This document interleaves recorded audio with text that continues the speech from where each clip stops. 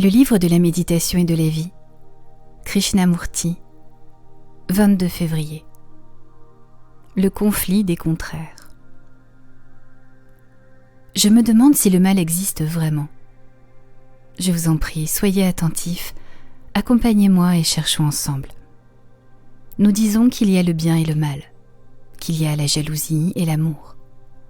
Et nous disons de la jalousie que c'est le mal et de l'amour que c'est le bien. Pourquoi divisons-nous la vie, qualifiant quelque chose de bonne et telle autre de mauvaise, et créant par là même le conflit des contraires?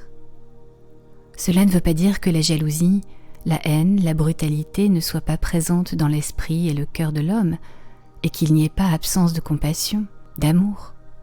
Mais pourquoi divisons-nous la vie en deux, une chose qu'on appelle le bien et une autre le mal?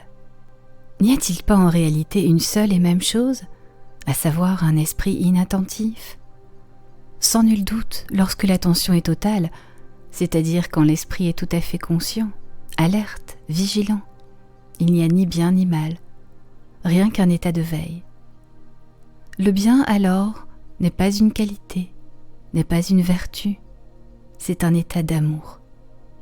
Lorsqu'il y a l'amour, il n'y a ni bien ni mal, il n'y a que l'amour.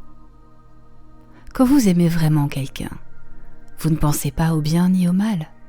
Votre être tout entier est plein de cet amour.